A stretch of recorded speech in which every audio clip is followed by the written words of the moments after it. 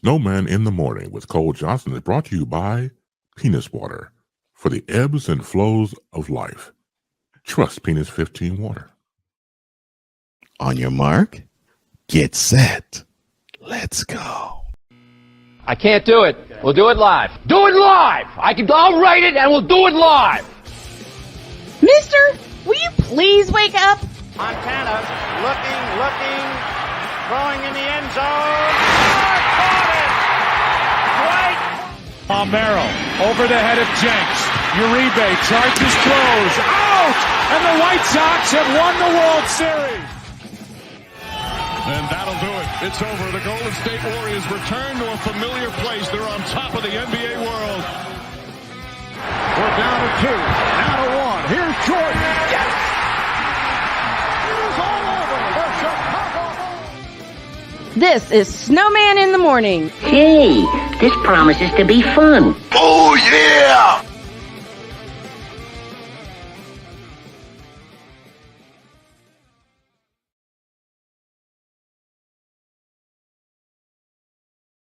Cole Johnson, and I hope you all having a wonderful Tuesday morning as I am having. Well, we're going to touch, of course, on the NFL playoff picture, and we'll probably have some others come aboard. Who knows? All I do know is we're going to talk about some things from the NBA and NFL mostly. And I think it's time for us to go whip-arounding, shall we?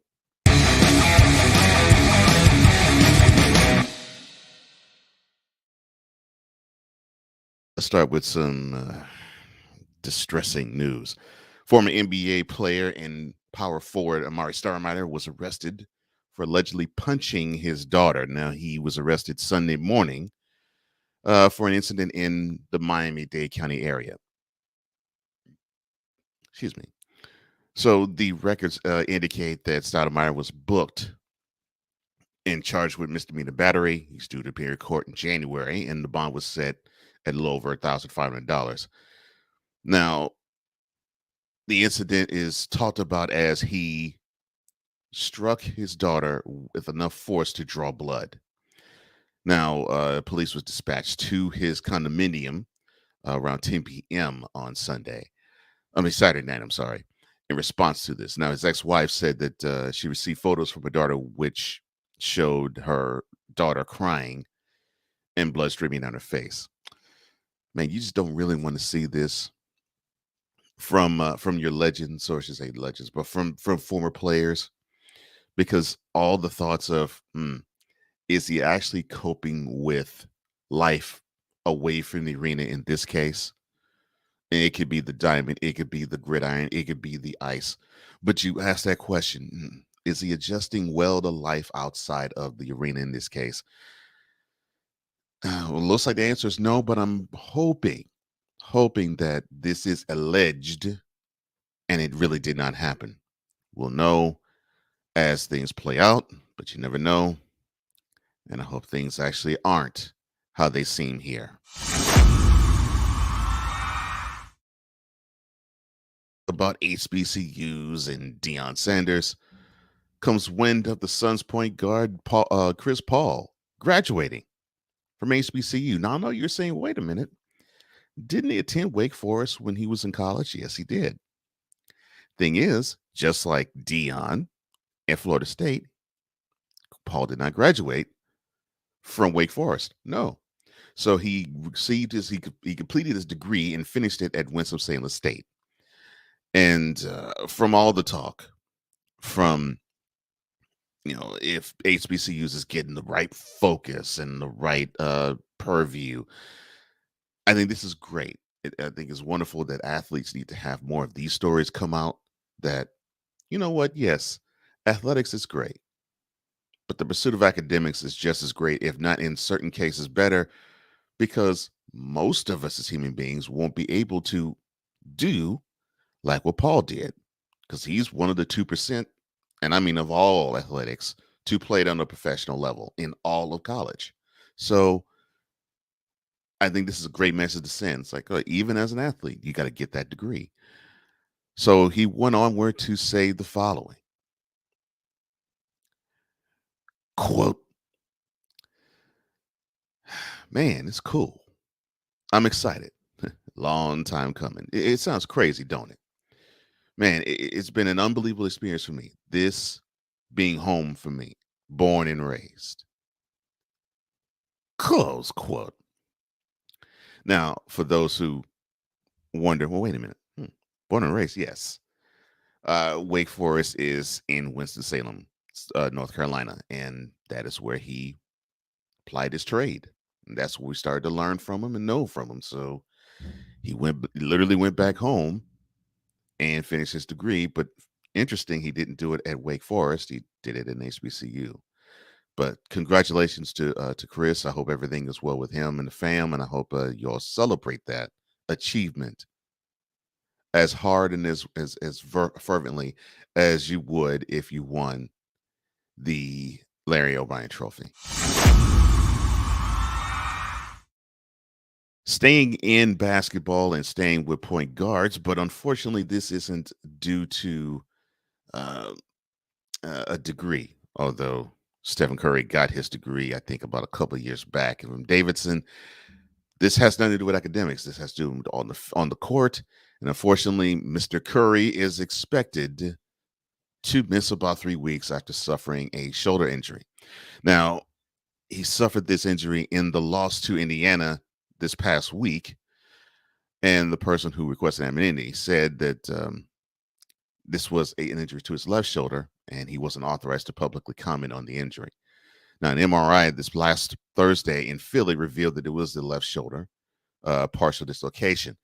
The Warriors will provide concrete timetable for his return in the upcoming days. Now, they say that it's 3 weeks to a month, but it's sort of tentative in terms of exactly the time that it's going to take between when he got injured and when he'll return. But an indication of this being not so, I won't say deadly, but not so painful for him is that it's not his shooting soldiers shooting shooting elbow, and it's not his shooting shoulder. So his return will be soon. Well, now will that mean the Warriors will return to prominence in the regular season? Well, that's a horse of a different color. But what we do know is that, well, it looks like it's time for one Draymond Green and one Klay Thompson to actually take the reins and say, all right, next man up, and we're going to have to shoulder more of the load. Let's see how that goes. And last night, there was a football game, but the Rams decided not to show up. The Packers beat the Rams, and I mean beat them down 24-12, and the game really wasn't even that close. So the Packers, of course, are looking for a playoff charge. They have to win out and hope for at least 3 other dominoes to fall before they actually can claim a playoff spot. Now, they do have one domino that they can help fall, and that's when they go play the Lions. Oh, sorry, when the Lions come, I should say, to Lambeau Field to play them. They do have 2 more home games remaining. One of them, of course, would be Week 18 against the Lions. The other will be the game against the. I'm sorry. The other will be the game at home against. Talk on it. Oh, Vikings. Could opponent escape me for a second there. Now, if the Vikings are fighting for home field, which I doubt, because I think the Eagles might be claiming it this weekend, and I'll talk about that in the next segment. The Vikings might have to be fighting for something, and they might have to be fighting for, because they're already in the playoffs. They have to fight for a number 2 seed or maybe number 1, but we don't know that yet. But the Rams they're preparing for next year, obviously, and they showed it on the frozen tundra of Lambeau Field, as they just simply did not have the magic that they showed in the fourth quarter of last Thursday's game, or the previous Thursday's game against the Raiders. The Rams just looked out of sorts. They looked like they already packed up for the holiday season and New Year, and they actually look as though they are looking forward to July and August, not December and January. But for the Packers, they are now 6-8, And Mr. Ayahuasca, who needs to win every game in the world, hopefully is one step closer to having to pick his feet in the offseason. Sucker. And that concludes today's Whip Around.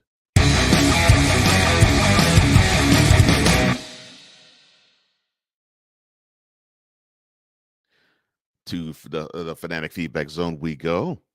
Rod Wesley says, good morning, guys. I hope everything is well with everybody in the chat. Hope everything is well with you, sir. Victor Locke says, all good, Mr. West. How are you? Victor says, man, I'm still burning from yesterday's hot seat. And if you missed yesterday's episode, please tune in on either Roku TV on the BS3 network or the YouTube channel of Snowman in the Morning 50. We basically roasted the Colts and the Cowboys. Now, Mr. Locke is a Cowboys fan, and the playmaker roasted severely the Cowboys. I didn't even roast them at all. I just set them up to roast it. Victor says, ladies and gentlemen, Cold Sports has arrived. Well, thank you, sir. He also says, I remember a former Bull who didn't finish college and went right into the league. Next thing you know, he was in a motorcycle accident and was no longer able to play. Yes, that former Bull would be Jay Williams. And yeah, it's unfortunate. He also says, word to the wise with the Z, alluding to wise el jefe. Put your academics first. Agreed. And it doesn't matter if you are athletically gifted or not. That definitely is what is necessary. Dietz, Christopher Dietz of the Fit Down Sports, and of course, the Totally Dietz segment on Thursday, every Thursday at 8:30 in the morning Eastern, 7:30 Central, says, good morning to all. Bowl season continues. What a glorious time to get the bitter taste of NFL out with plenty of college football every day this week. The problem, though, and he says, agree, Mr. Dietz, the problem, though, is I don't really have a bitter taste in my mouth of the NFL action. I do have a bitter taste in my mouth with the referees. I'll get to that a little later. But in terms of the action on the field, I pretty much know my team is trash, which is the Texans. My team is trash. They took the Chiefs overtime before the Chiefs decided to clinch the AFC West. I will talk about that a little more in depth in the next segment. But I really don't have a bad taste in my mouth with the NFL. But I understand how you two would. Deet says, no Marshall in the whip around. They beat UConn and covered the 12.5 point spread with a 14-point victory. I'm sorry, this isn't bad beats with Alex Van Pelt. Good Lord, Scott Van Pelt. So I'm sorry. He also says the Myrtle Beach Bowl. Oh yeah. Here. I'm sorry. Let me do you justice, Mr. Dietz. So here is this portion's whip around presented by the Fit Down Sports Show.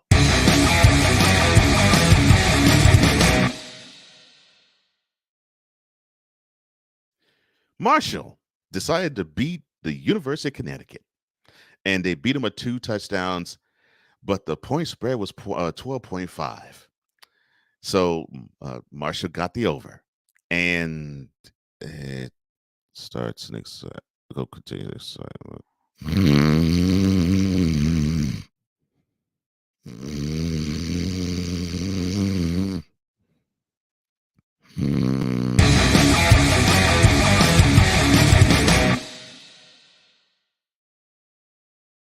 When I return, we'll set the NFL playoff picture, and we will have other things to discuss as well. You're tuned in to Snowman in the Morning with Cole Johnson. I am Cole Johnson. Come on back. Why don't you? We'll be doing the NFL playoff picture as it stands right now when we come back. This is Snowman in the Morning.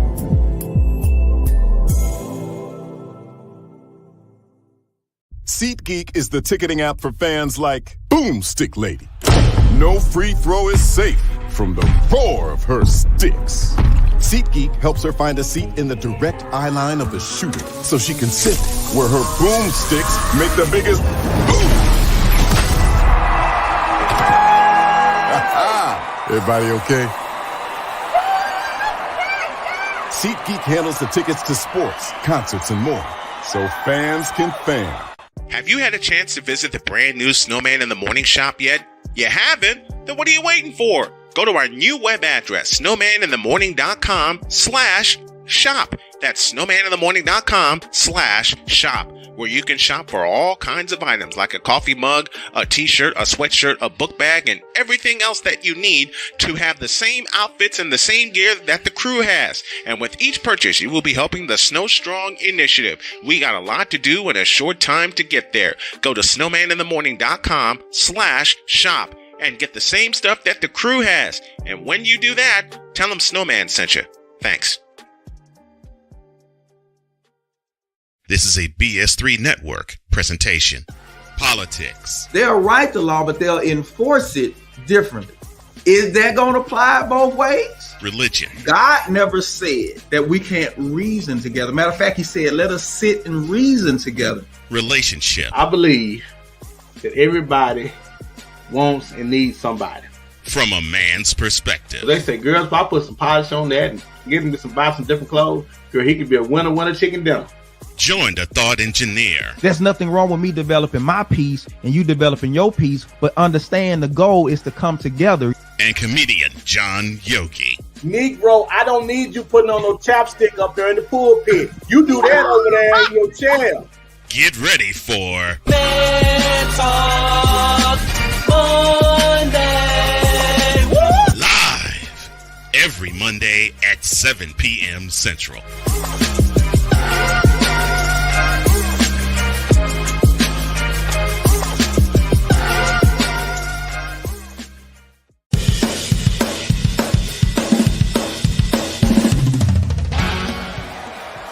For Steph Curry, Tim Anderson, Jordan Alvarez. And it's caught!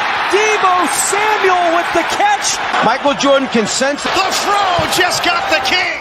BS3 Network. The hottest of hot takes. The coldest of cold hard facts. This is Snowman in the Morning with Cole Johnson. Weekdays at 8 a.m. Eastern. Check your local listings for your viewing and listening pleasure. So I realized that I think, even though it's not advertised, right, there has to be a place for stupid people. We don't know because we're not stupid, so we don't know anything about it. It's like a secret club society. Oh my gosh. So I come to the conclusion that he graduated from SU, stupid university. Yeah, all the stupid ass letters that go along with graduating, high honors of being stupid. I can't do no more, man. Vámonos, dominos, vámonos. Stupid university, where everyone graduates. Magna cum stupid. And welcome back to Snowman in the Morning with Cole Johnson. I am Cole Johnson. And back to the feedback zone, shall we? Yeah, Victor says, way to go, Sammy! I like that. Deet says, today famous Idaho Potato Bowl on the blue turf, Boise State's Stadium at 3:30 and Boca Raton Bowl at 7:30. If I had to tell you where these bowl games are being played, I can't help you in life. He says, I got Eastern Michigan, even though they are 3.5 point underdogs over San Jose State and Idaho. And he has Liberty, who are 1.5 point underdogs over Toledo in the Boca Raton Bowl. Well, I have also students who actually are playing during this time period where the NCAA says, well, we have to set aside time for the Power 5 conference people. They have to say, well, we have to set aside these time for students. We can't have football be played. There's finals, and then it's the holiday season. There's Christmas, and then okay, New Year's is fine, but we had to have the student athletes be with family after the hard, rigorous road in the finals. Get out of here. If you can schedule bowl games, you can actually play the games in this interim period. End rant. All right. Playoff picture of the NFL. It was an exciting week 15. I know for some it was not. definitely with Cowboys fan, it was exhausting and frustrating. It would be for me too, considering that you have a team that does one thing well, but the coaching staff wanting to do another to the point of the detriment of your team. Again, I digress, and I actually might do a Cowboys hot seat in the second hour now that I'm thinking about it. But the playoff picture is as follows. We're going to start in the AFC. Now, the Bills have clinched a playoff spot. They haven't clinched the AFC East yet, but they clinched the playoff spot. And with their 29-26 victory over the Dolphins, they now have a split with them. And if they didn't, the tiebreaker advantage would have gone to the Dolphins in terms of head-to-head. Now, if the two teams were to tie, it would have to go to division record between the two. But now they have the inside track to having the road to the AFC's road to the Super Bowl going through Buffalo. It's not clinched yet. But of course, if they were to win out, which would be a little difficult because one of those games is in Cincinnati, then they will have they'll have home field throughout. But the games they have are in Chicago, in Cincy, and then they host the Patriots in Week 18 and in the season. Two of those three, I can see are W's. I can see one L. Now,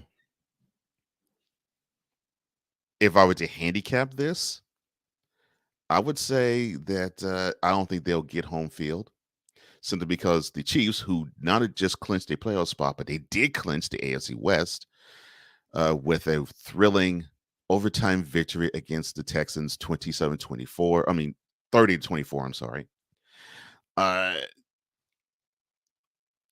They, I think, will probably have home field advantage. And the reason why I say that is they host Seattle, they host the Broncos, the dumpster fire that they are, and they go to Vegas to end the season in Allegiant Stadium. Now, the reason why I say that is, to me, unlike the Bills, all three games the Chiefs play are winnable. And so I can actually see the Chiefs finishing 14-3, and I can see the Bills finishing 13-4. And if that's the case, that means the Chiefs will go on and they will have the road to Super Bowl go through KC. So at present, I would probably have to say I think the Chiefs will have home field advantage throughout the playoffs. But I don't think that is a bad thing for either the Bills or the Bengals, because what I saw Sunday in NRG Stadium is a team of the Chiefs that decides to flip on the switch and flip off the switch. And when you have that, even with an experienced team like they have, because they've been to the last four consecutive AFC championships, championship games, they can't really flip on and off the switch like that, because if they do, then when they decide to flip on the switch, they'll flip on a switch and they will see a team that was prepared for them, like the AFC championship last year. They will come and just whop them in the head. And that's what the Bengals did, and they might do it again this year. And the possibility of them doing it again is very high. And I'm not just talking about it because of the victory that the Bengals hold against the Chiefs this month. Just in the comfort ability and the comfort zone, I believe the Bengals have over the Chiefs in the styles make fights type of thing. It looks like the Bengals are made to beat the Chiefs. And speaking of the Bengals, they now are the number 3 seed. They hold their ticket to win the AFC North. They win out, they win it, obviously. They go to New England or Foxborough, and then they have 2 home games to end. I'll mention one of them. They host the Bills, then they host the Ravens to end the season. Now, if they win out, they'll be 13-4 too. Now, if they win out and are 13-4, this is where it gets really tricky and interesting. So if the Bengals win out, and their road is the toughest of the 3 that I mentioned. If they win out and they're 13-4, if those 3 teams tie, the Bengals will have home field throughout. If they were to have 13-4 records with either the Chiefs or the Bills, they will win a tiebreaker due to head-to-head advantage. So if that were to happen, that would be really interesting. You would have two teams at the top of the AFC saying, okay, we got to finish one game ahead of that team, which to me would say, yeah, the Bills and the Chiefs may have the better record, but the Bengals may be the team that everybody in the AFC fears. Now, currently in the number 4 slot would be the Titans. They are disappointing at 7-7. They right now control their destiny, but unfortunately for them, so do the Jaguars. I'll talk about them in a moment. They host the Texans, they host the Cowboys, and they finish in Jacksonville. Now, what I see is a possibility of them being 9-8. They should be the Texans here. They actually should be the Cowboys here too, but I don't think they will. And it's their best bet is 9-8, but I can see them being 8-9 because I really think the Jaguars might have something for them. The only thing they don't have is someone to truly stop Derrick Henry. Outside of that, I don't see the Titans posing a problem for the Jaguars. I really don't. But they can still be 9-8 because I think they can beat the Texans, and I think they can beat the Cowboys too. I don't think they will. But the one thing that the Cowboys do not possess is the one thing the Titans do possess in spades, and that is a running game and the fact that they're itching to run. Now, what will help the Cowboys is that if they can just simply stack the box so much, then they can dare Ryan Tannehill to beat them. Who knows? Who cares? I know this, though. The Cowboys don't need the game anymore unless they do have or hold out home field advantage for the playoffs or the NFC East title hopes, because they already clinched the playoff spot. So for them, it's about either clinching the 5 seed or being healthy going into their game against the Buccaneers. I mean, the team that they will be in the 4th seed. I will touch on the NFC after this. The Ravens now hold the number 1 wildcard spot, or the 5th seed.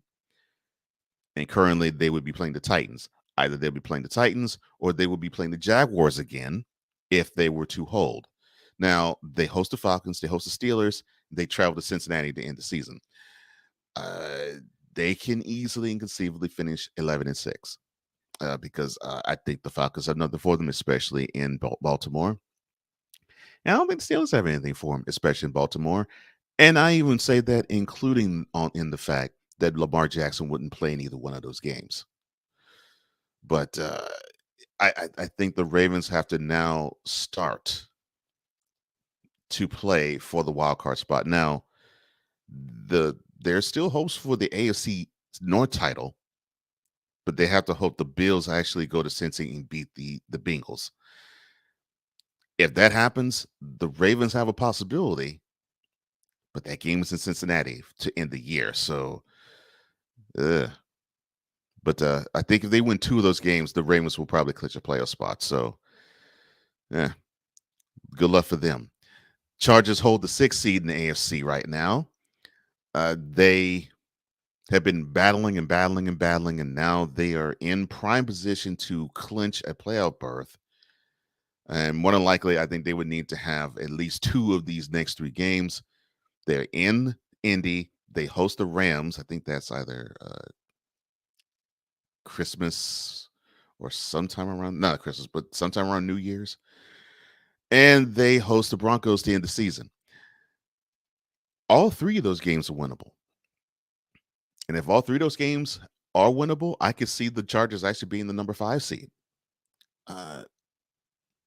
And if anybody can show me that the Colts or the Rams or the Broncos can beat the Chargers, please let me know. Now, I'm just talking about on the field. Now, where they can be beat is on the sideline, because you all know what I think about one Brandon Staley, because he will coach a team out of a winning situation faster than you can hiccup.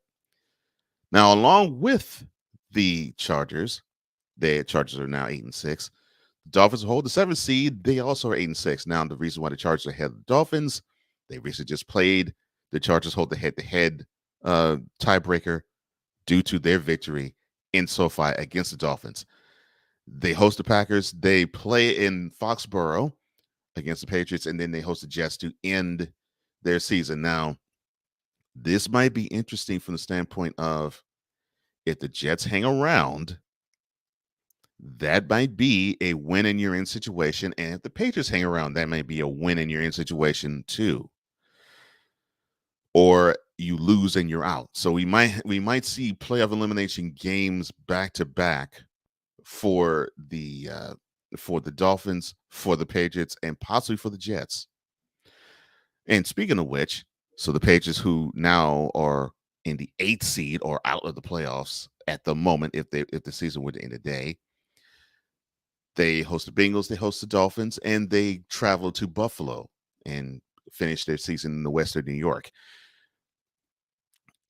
I really do not believe the Patriots have anything for the Bengals. I would love to say they do. I would if the Bengals were allergic to the running game, but they're starting to actually want to run. So I really believe right now, the way it's constituted, the way we're seeing it, the Bengals have too much, no matter if they play this game, Foxborough or Cincinnati, the Bengals have too much for the Patriots right now. Just as a talent, just stacking talent to talent. They have too much. The only advantage really the Patriots have is head coaching. Zach Taylor is a neophyte, not insulting him, because he's actually done a wonderful job. In fact, he's done a you probably will consider him a coach of year candidate type of job this year. But you're talking about a guy who has 6 Super Bowl rings as a head coach and 2 as a defense coordinator in Bill Belichick.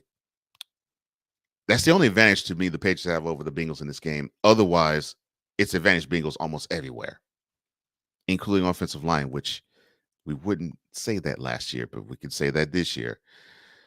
So if they were to actually pull off a miracle and beat the Bengals, I doubt it, but if they do, then they probably will have 2 elimination games ahead of them before they even make the playoffs, if they do get there.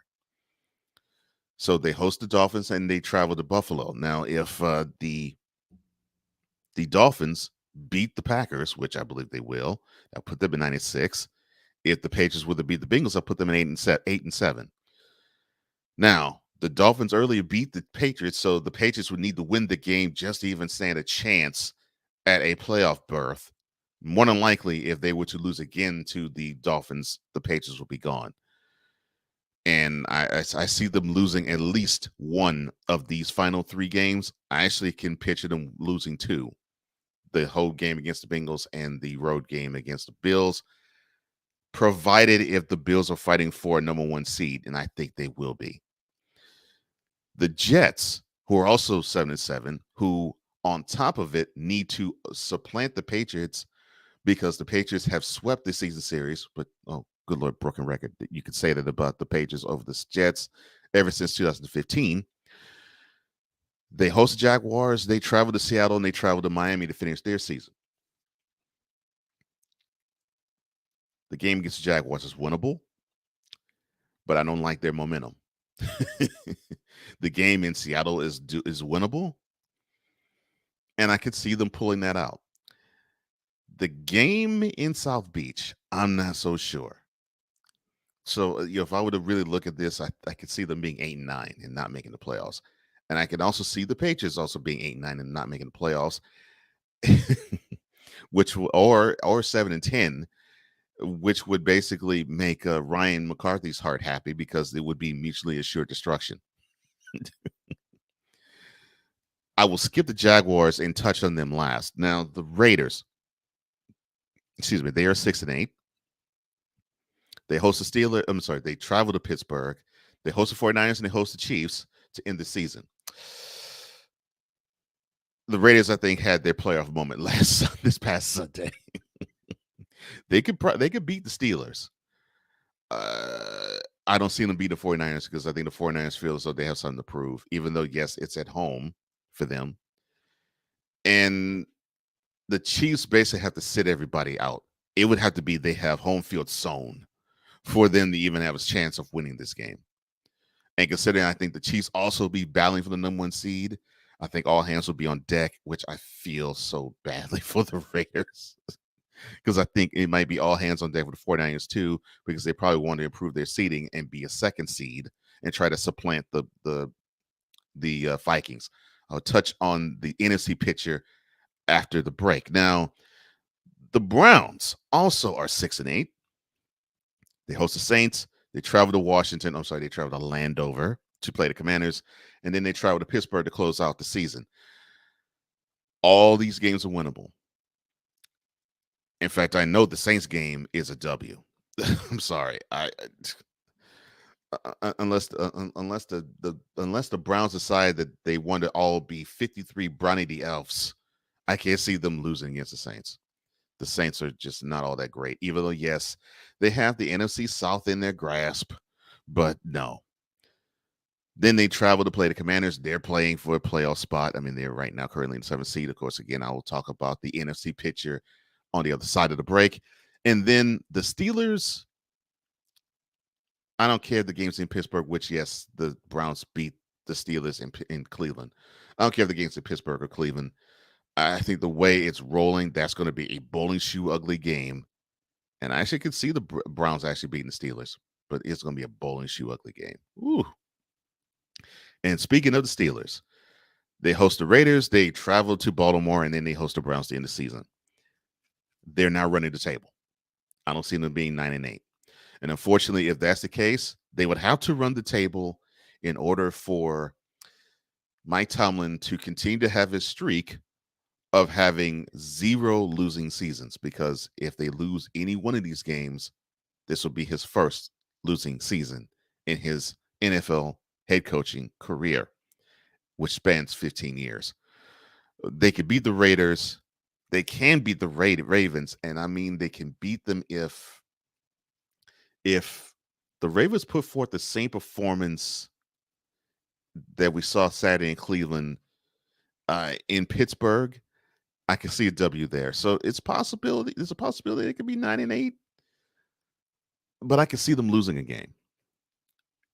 And the funny thing is, all three of these teams need a win of any sort to be to stay alive. Now, the Browns game, both teams might be eliminated by then, but the Raiders aren't eliminated yet. The Ravens definitely aren't eliminated yet. Heck, they're still battling for the AFC North crown. The Browns right now are not eliminated yet, but they could be when they play come the second Sunday in January.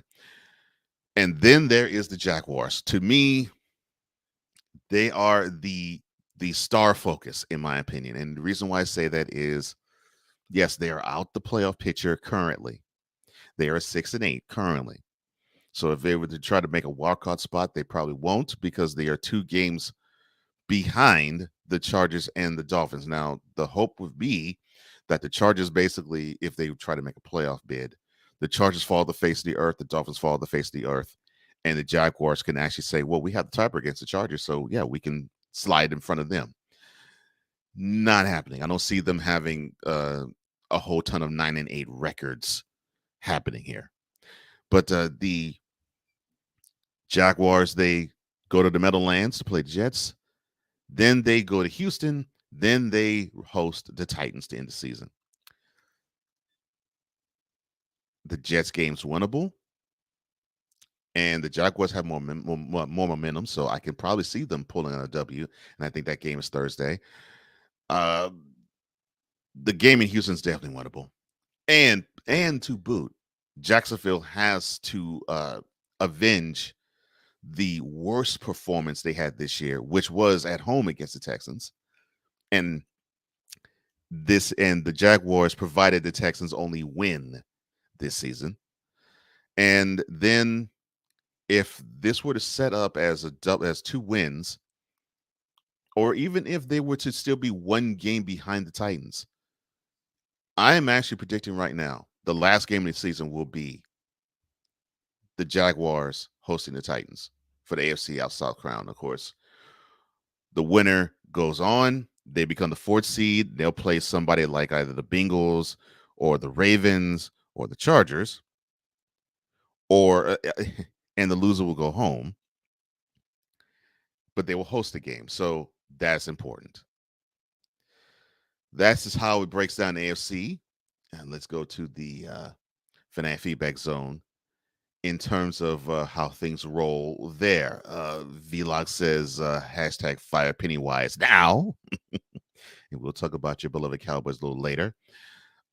Deed says not running the ball was on the head coach, and I agree, Victor. This is a fireable offense. Vidalock says, thank you, Deets. I can't see Pennywise lasting another season. The Cowboys will go nowhere because our clown of a coach always feels the need to pass the ball all the time. Oh, you're going to enjoy what I have in store in the second hour. Deets says, I was so mad I didn't even watch overtime. I went to take a bowel movement break. Rod West says, just crown Georgia national champs. Hopefully we will get a chance to see someone else battle and vie for it.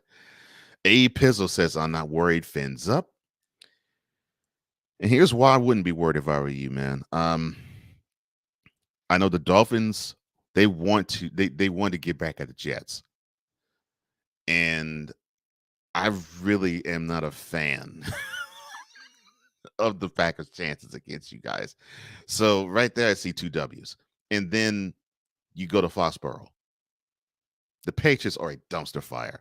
I literally can see the Dolphins run the table. I can see you all finishing 11-6. Now, would that be good enough for the AFC East crown? Maybe not, but it'd definitely be good enough for a playoff spot, because if you win all 3, you're in easily. And yeah, I think you win all 3. If you win all 3 and the Ravens are in the wild card slot, well, you probably end up being the 5th seed and the Ravens will be the 6th because of that 35-14 deficit that y'all came back from and winning that game 42-38 with Tua Tagovailoa throwing for 4 touchdowns in the fourth quarter. Talk about games early in the season coming back to bite you. Deet says, Rod, come check out Rod Uncensored podcast. I would love to see Georgia curb stomp Ohio State and then curb stomp Michigan and shut the Big Ten up fans for good. Not happening, bro. I will not saying that the curb stopping won't.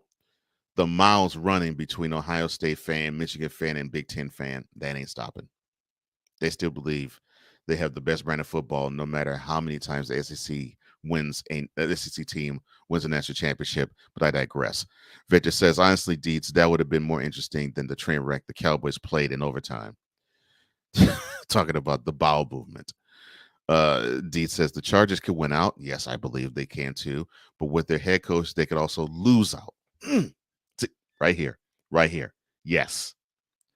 That's the issue I have with the Chargers. I have no issues with the talent. None.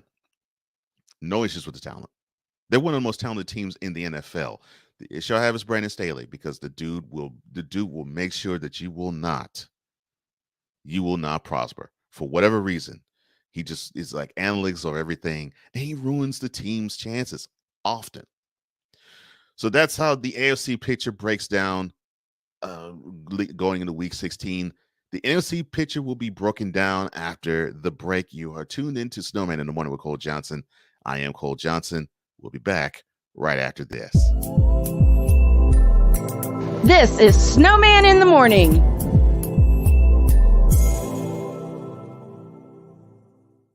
SeatGeek is the ticketing app for fans like Boomstick Lady.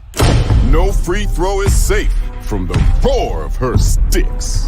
SeatGeek helps her find a seat in the direct eye line of the shooter so she can sit where her boomsticks make the biggest boom. Everybody okay? SeatGeek handles the tickets to sports, concerts, and more, so fans can fan. Have you had a chance to visit the brand new Snowman in the Morning shop yet? You haven't? Then what are you waiting for? Go to our new web address, snowmaninthemorning.com/shop. That's snowmaninthemorning.com/shop, where you can shop for all kinds of items like a coffee mug, a t-shirt, a sweatshirt, a book bag, and everything else that you need to have the same outfits and the same gear that the crew has. And with each purchase, you will be helping the Snow Strong initiative. We got a lot to do in a short time to get there. Go to snowmaninthemorning.com/shop and get the same stuff that the crew has. And when you do that, tell them Snowman sent you. Thanks. This is a BS3 Network presentation. Politics. They'll write the law, but they'll enforce it differently. Is that going to apply both ways? Religion. God never said that we can't reason together. Matter of fact, he said, let us sit and reason together. Relationship. I believe that everybody wants and needs somebody. From a man's perspective. They say, girls, if I put some polish on that and get him to buy some different clothes, girl, he could be a winner chicken dinner. Join the thought engineer. There's nothing wrong with me developing my piece and you developing your piece, but understand the goal is to come together. And comedian John Yogi. Negro, I don't need you putting on no chapstick up there in the pulpit. You do that over there in your chair. Get ready for Man Talk Monday. Woo! Live every Monday at 7 p.m. Central.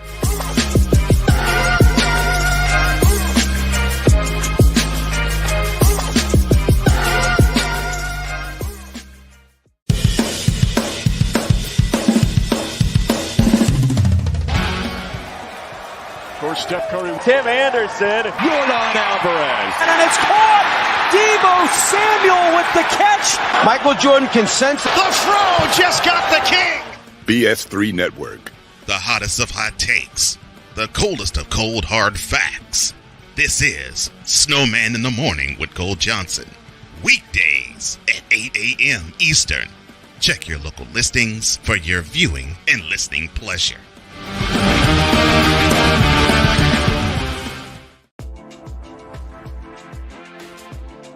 LJPN is sponsored by HoFacts. Before she hoe, and you gotta know, tell her to show me the HoFacts. That's tomorrow, but this is Tuesday. Hour number 2 starts right now. On your mark, get set. Let's go. 'Cause we take this job so serious. All of it between two people and 4 nostrils. All of it was gone. LeBron James is pure, unadulterated trash as a basketball player and has been for 20 years. We don't want to see that. Wait a minute.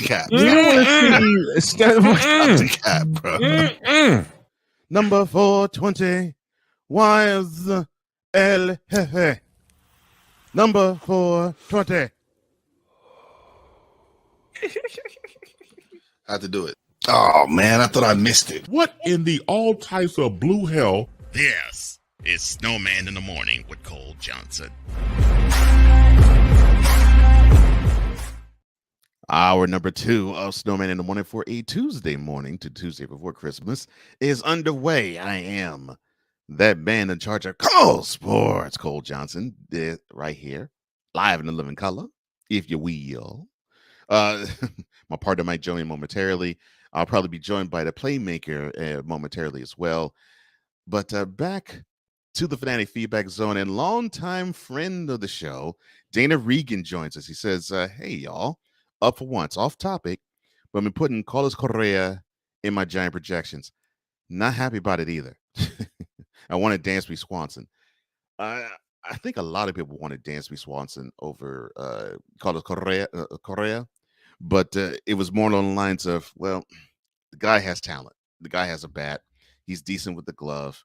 He may be fit. He may fit in the controversial in the controversial realm. But hey, the possibility of contending is there. I'm not saying that they will be automatic contenders, but the possibility is there.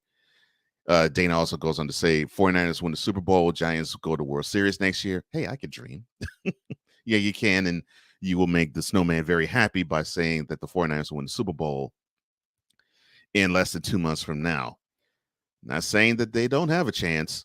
They do have a chance. As far as the Giants going to World Series, though, if the pitching staff could be like it was in 2021, you might be onto something, my man. You might be onto something. Deed says, hey, Victor, if you can see me right now, it is the picture of the Cowboys season. In parentheses, right now I am peeling an onion for lunch tonight. Close parentheses. And since we are on the subject of the the Cowboys conference, we should go there now. So, of course, I think all eyes, unfortunately, will be focused squarely on the Cowboys hosting the Eagles on Saturday. The reason being is that if the Eagles were to win that game, they will not only clinch the NFC East, not only will they clinch a first round bye, but they will clinch home field advantage. That's all they got to do. If they were to beat the Cowboys and sweep the season series, if they do, the NFC road to the Super Bowl will be going through Philly, and I don't think. I don't think. How can I phrase this?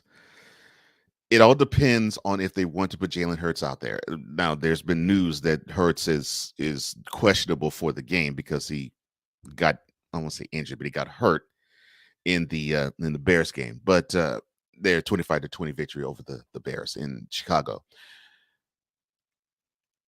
It might be a situation of, all right, brother, we will tape you up and make sure that you can go. Now, if it's too hard, then we won't, and we'll have Minshew go instead. But if you can go a little bit, if you can tough it out a little bit, we'll sit you out against the games at home against the Saints and Giants because we won't need you, and we won't be playing half the team anyway in those two games because what will be to play for? We already will have the division crown, and we already have home field going through South Philly.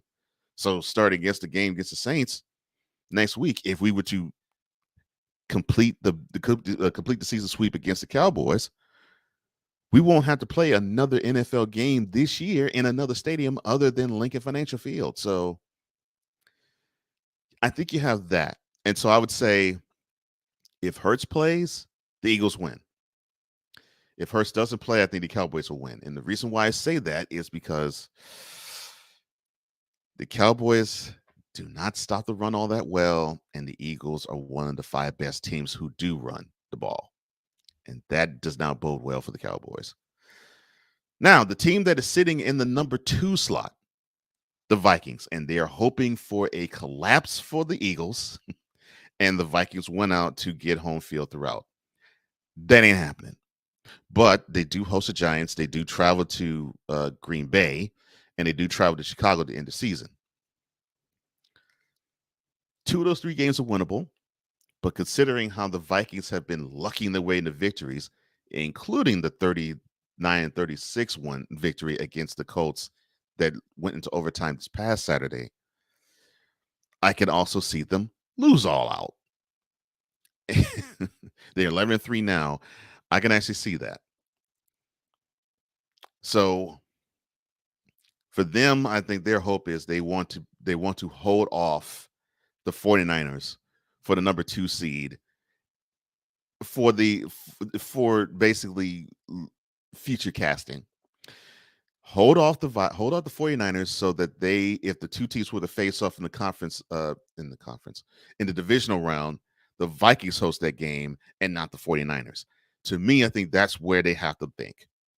And if that's the case, they got to win out. They got to win out. Forget home field throughout because I don't think they're going to get it. Because the Vikings will have to straight out. The Vikings will have to be 14-3, and the Eagles have to be 13-4. So the Eagles have to lose out, which they play the Saints and then the Giants.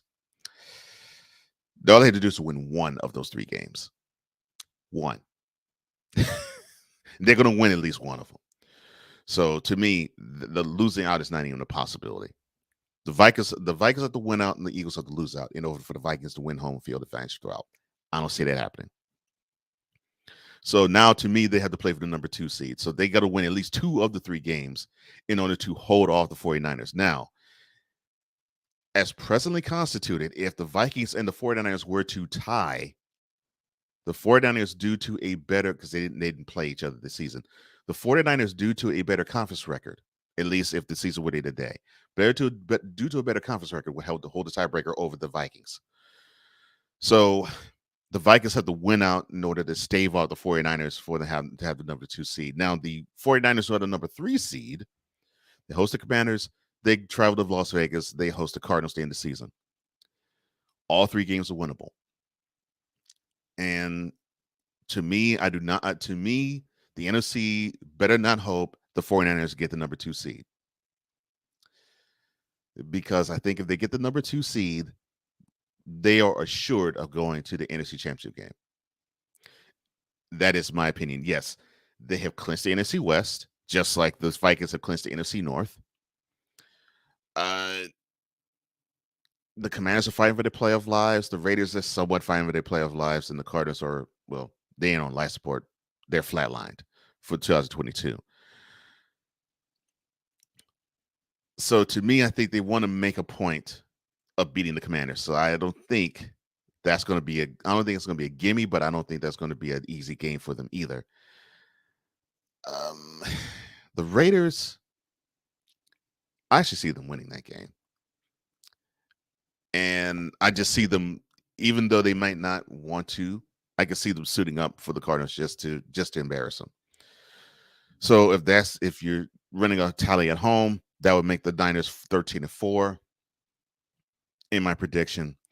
And I think the Vikings are going to at least lose one of those 3 games. Yes, they hosted Giants, they traveled to Green Bay, and they traveled to Chicago. The way they played, they're going to lose one of those 3 games. So in my opinion, I think each team's going to finish 13-4, and the 49ers are going to be home field until they play the Eagles. Because I think the 49ers will have the number 2 seed over the Vikings. And that's what I feel. I'll get to the Buccaneers and the other participants in the NFC South later. But right now, the Buccaneers hold the 4th seed.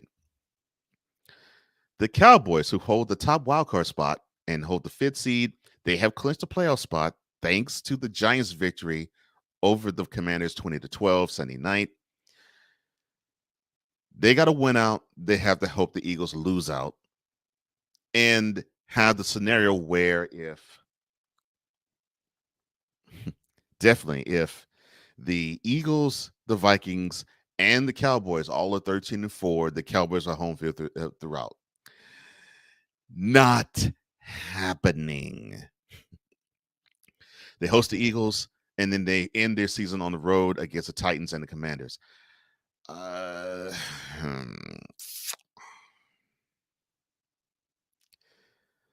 Commanders game is a W, and I say it from the standpoint of they have better talent than the Commanders do. I just don't trust I just don't trust the coach. I just don't trust Kellen Moore on offense. Be the offensive coordinator. I don't trust Mike McCarthy as a coach. Because I just think they're going to have another performance in the regular season. I already know they're going to have this. They're going to have an egg-laying performance in the playoffs. I'm not even concerned about that. They're going to have one of those, what the F are you thinking performances on the sideline in one of these 3 games before we get to the playoffs. And it could come in any one of these 2 games. It could come at the home game against the Eagles. It could come in Nashville. It could come in Landover. But it's going to come. And I don't see the Cowboys finishing the season 13-4. I can see them finishing either 12. I can see them finishing either 12-5 or 11-6. Okay, well, I'm here. What I miss?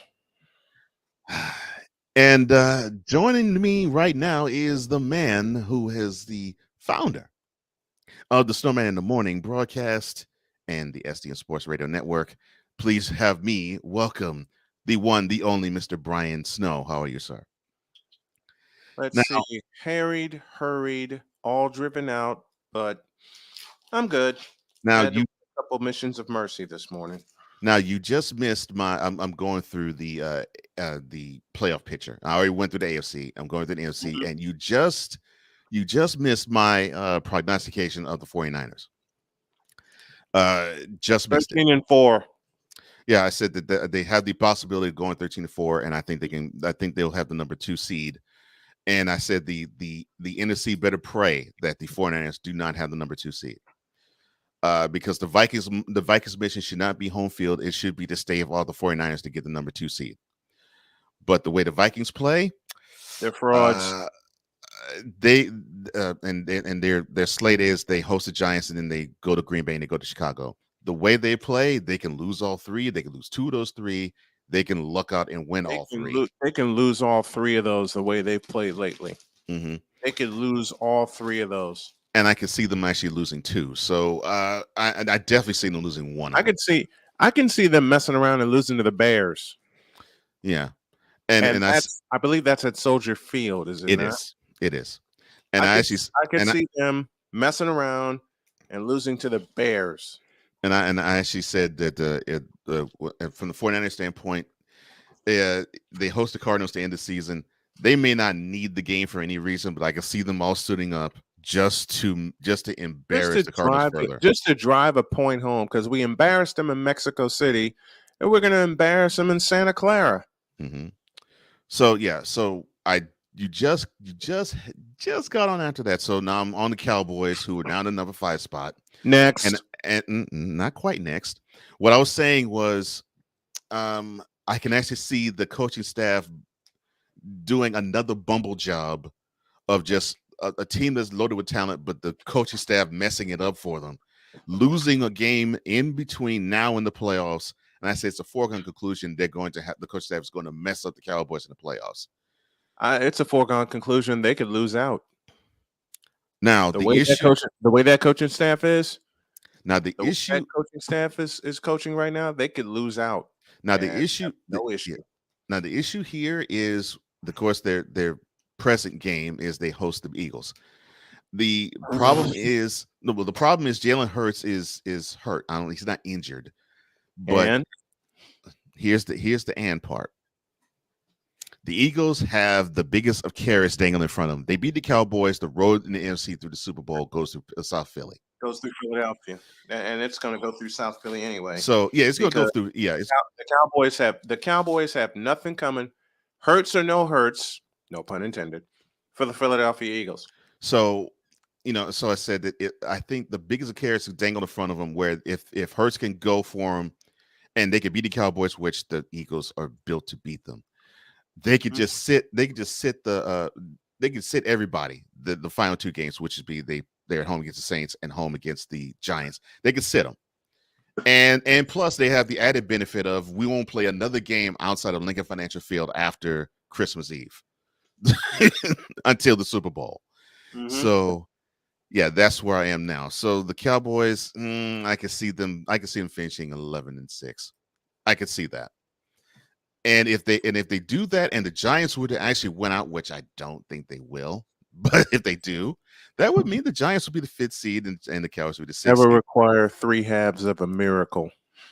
But the Giants go to Twin Cities, they host the Colts, and then they go to South Philly to play the Eagles. Oh boy, their chances of going to the playoffs are extremely slim just by that lineup, in my opinion. We're talking about the Giants, right? Yes, we're talking about the Giants. Give me their last 3 games again. All right, so they go to the Twin Cities, they host the Colts, and then they go finish out against the Eagles. They'll win 2 of those. They can win 2 of those. Yeah, they can win 2 of those. They'll win. They will win 2 of those because I see them going to Minnesota and surprising the Vikings. They're going to obliterate the Colts. And look, my wife's a Colts fan, but she already knows. I mean, we talked about we talked about the remaining schedule, and she asked me a very poignant question. She says, "Why don't the Colts just go ahead and lose, get a couple high draft picks, and be done with it?" I said, "Baby, it starts up top. It starts up top. Don't get me started on Jim Irsay. Don't get me started on Jim Irsay. One of the most inept owners." Definitely the most inept owner the Colts ever had. Ever. That's not even a question. The most inept owner they've ever had. They've been in Indianapolis since 1984. So you got the Commanders who hold the 7th spot. The Giants are 8-5-1. The Commanders are 7-6-1, and they got hosed Sunday night. They did twice.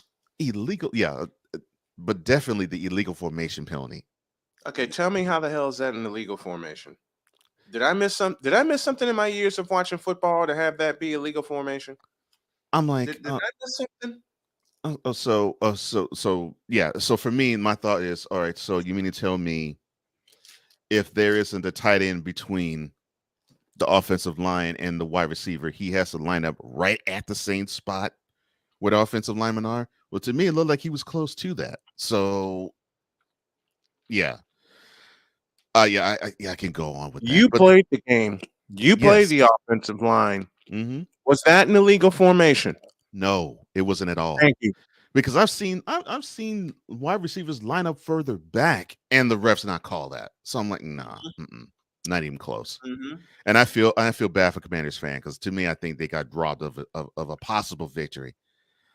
But I digress. 7-6-1, they hold the 7th seed. They go to Santa Clara. Then they go for the rest of the year, play 2 games at home against the Browns and the Cowboys. Now, the 49ers need. Did you say they go to Santa Clara? Yes, they do. Okay. Y'all know my boy Drew Willingham. We did the Sports Sensei special on Sunday night, and he's hyped up about that matchup. Let's play over under. And I know we got to do our picks for the final weeks of the season. Mm-hmm. Let's play over under. The mark, 200 yards rushing for San Francisco against Washington. Washington gets a run isn't horrendous, but I would still say under. They're not horrendous. I'm saying over. If it was the Cowboys, I probably would say over. But everybody runs against the Cowboys. My point exactly. That's just a given. My point exactly.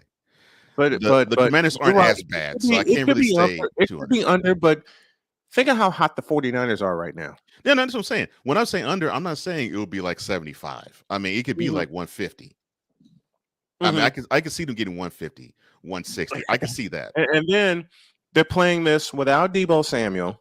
They're playing this without Elijah Mitchell. But then there's a fabulous rookie by the name of Jordan Mason, who I believe had 3 yards last Thursday. Another diamond in the rough. Another running back diamond in the rough that Kyle Shanahan plucks from out of free agency. What have you known about the 49ers and their history since the glory days of Bill Walsh and George Seifert? And Carmen Policy and Eddie DeBartolo, the late great Eddie DeBartolo, and that bunch? What have they always been able to do? The funny thing about it is the rep that the 49ers get is they're a passing team. They're a finesse team. But the funny thing is they will find a running back. And you would think they don't fit that system. We thought that about Roger Craig. We thought that about Ricky Waters. We thought that about Frank Gore. And we go on down the list. Speaking of Frank Gore has a wish that Frank Gore Jr. is in scarlet and gold. Well, the way the 49ers are set up, he might be in scarlet gold. I mean, and especially the way Kyle Shanahan and the way his father Mike is. Can you imagine that? Can you imagine that backfield with Frank Gore Jr., Christian McCaffrey, and they're going to sign Christian McCaffrey to a long-term deal. Count on it. And he's at home, so yeah, I see it. Elijah Mitchell and Jordan Mason. Yeah, the only thing that'll break them up is if one of them actually outside of McCaffrey, if one of them has a really good breakout season, that they'd want to have the ball more and tilt the rock more somewhere else. Otherwise, yes, that would be a phenomenal backfield. I mean, Roger Craig wasn't even supposed to have the career he had in San Francisco because no one touted him that much out of Nebraska. Yeah, because you said he was a fullback. So yeah, he was a fullback at Nebraska. But that just goes to show. I'm sorry, folks. I'm not on camera because my office is a mess and I'm having breakfast. But I am here. Jody is safe. Sonia is safe. Everybody got to where they needed to go. But right, it's Christmas week and I'm running all over the place. I understand. All right, let's finish this playoff picture, shall we? The Seahawks are out of the field thanks to that wonderful performance last Thursday against the 49ers. That 21-13 L they took. As you would say best, that L.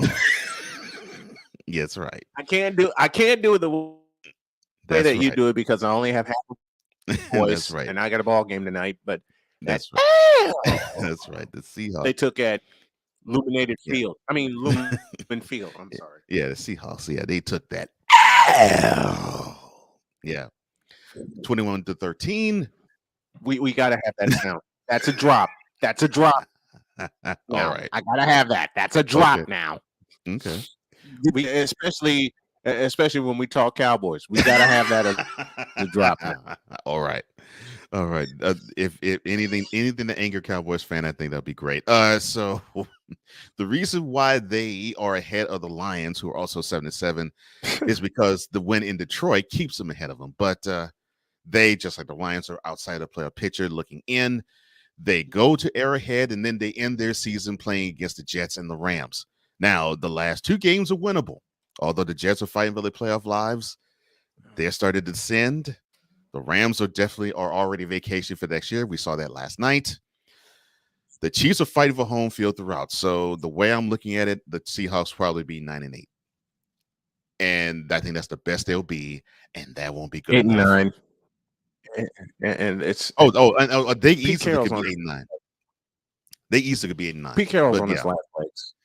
But yeah, if they're fighting Pete Carroll 9-8 on his last legs. But yeah, they fighting 9-8, and that still won't be good enough for the playoffs, in my opinion. I really don't believe. I really don't believe it will be. Especially after the beatdown they took at the hands of my 49ers last Thursday. Yeah. I mean, people want to look at the score. People want to look at the score and say, "Well, it was close. It was good." No, it wasn't. That touchdown. Touchdown they scored to make it 21-13 was late, so no, it wasn't close. It was a garbage score. It was a garbage touchdown. It was a garbage touchdown. I mean, they look. This is the first time they've swept the Seahawks since 2011, mm-hmm. and that was a year before they got back in the playoff picture. Mm-hmm. Let's see. If it was such a close game, and Seattle was so hell bent on making a stop, and I had a Seahawks fan approach me with this. Their comment was, "We are close to the 49ers." Really? Then explain that 56-yard jaunt by Jordan Mason to close out matters. Okay, so or as Marv Albert would say, to conclude matters. Okay, so you're close to 49ers. Well, I'm sorry, I'm sorry, Seahawks fan. One team has won the NFC West this year. The other team is yours. So if you're close to one team has been to a Super Bowl in the last 5 years. The other team's yours. Yeah, one team already has mid-January planned. The other's fighting for their lives just to get there. And oh, by the way, if you were to get there, you might face them again. But the best part, it would be in Santa Clara. Yeah, it would be Santa Clara. Because with the NFC West title, the 49ers are guaranteed a home game in January. Right now, they will be no worse than the number 3 seed right now. That's the worst. No worse. They're basically locked into the number 3 seed. They still have a chance to get that number 2 seed. Mm-hmm. And it's like you said, the NFC better pray that the 49ers don't get that number 2 seed. Yeah. Which means Kirk Cousins needs to have his ass lit on fire and play like it for the remainder of the season. Because if they lose any other time going forward, I think it would take 2 games. It would take at least one for San Francisco to snatch that 2 seed. I'm thinking it would take 2. It would take a miracle in 3 halves to get the number 1 seed. That's not going to happen. The NFC is going to go through Philadelphia. Yeah. And shouts to our boy Cool McCain and other Eagles fans. Fly Eagles fly. They're my second adopted team in the NFC. And you all should be happy with it. You should be happy with what the Eagles are playing. I've never made any bones about that. Yeah, to me, they've been the most consistent team this year. They've been the most consistent team all year. They've been the best team all year, and at 13-1, they've won games in a litany of ways. Right. In very much a litany of ways. That's what makes them potent. As far as the Vikings go, oh God, the Vikings are frauds. I mean, it's as if they are not saying that they are Las Vegas favorites, but it's as if they just live for the gamble. It's just, I don't understand it, and I never will Let me understand it. It's let me just, they explain just something to let me explain something to the Vikings. Let me explain something to the Vikings fan, and I know quite a few of them because I used to live in. Remember 3 years ago when y'all came to Santa Clara off of a high after beating Drew Brees in New Orleans? yeah, the game where the 49ers were so dominant that they decided not to throw the ball for the last 3 quarters of the game. Yeah. 177 yards of rushing offense. And we I mean, all know what they did to the Packers in the following week. Thank they you, Raheem literally, Mostert. yes, they literally said from basically the early part of the second quarter in that Vikings game that we ain't gonna throw the ball. We're just gonna run it down And your throat. when they took the lead 14-7, my wife and I watched that game on Saturday afternoon. When we took the lead 14-7, my wife looked at me, I looked at her, and she says, "Isn't this game over already?" I said, "Yeah, because we have the lead." So my wife posed a very poignant question, as she often does. She goes, "Okay, so how bad is this ass kicking gonna get?" And I said, 27-7. It wound Well, up you were being close. 27-10. 27-10. Yeah. So go to the next week. They're playing Green Bay. And of course, I'm getting bombarded by Packers fan. One of my good buddies, Trey Larkins, very dear friend, big time Packer fan. Darrell Owens, a mutual friend of ours, big time Packer fan. I had a chance to appear on the podcast with Darrell and Jay Quimby. And we were breaking down that NFC Championship game. And I'll never forget their reaction when I said we were breaking down every angle. And I said, there's one angle y'all haven't touched yet. And Darrell's already like laughing. He's going, "Don't say it, Snowman. Don't say it." And I said, "But I have to say it." And Jay's already laughing. And I said, "Who's going to cover George Kittle?"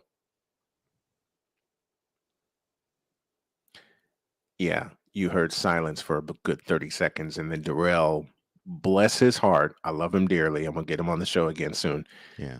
Darrell had the best close. answer. Yeah, Darrell had the best answer. And his answer was, I need you to open it. All right.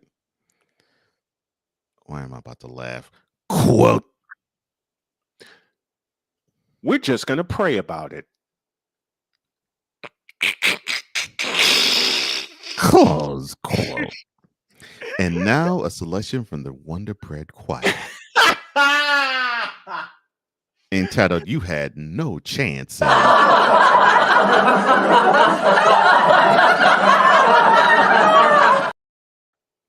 I mean, that was his direct answer.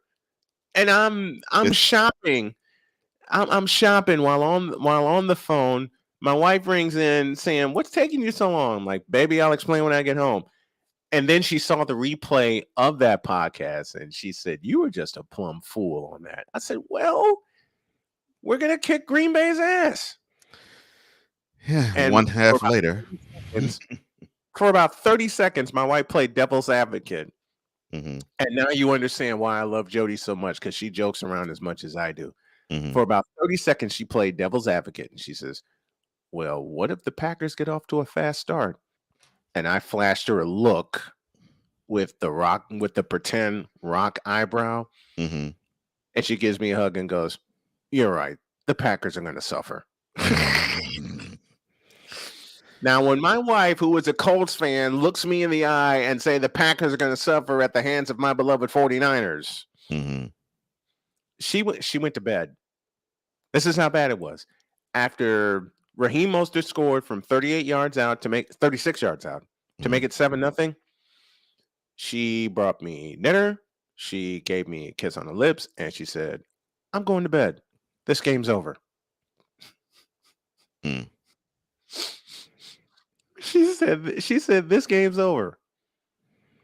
Well, I went to bed and I did my post-game video, and she gave me a hug, and she says, "Okay, how bad did it get?"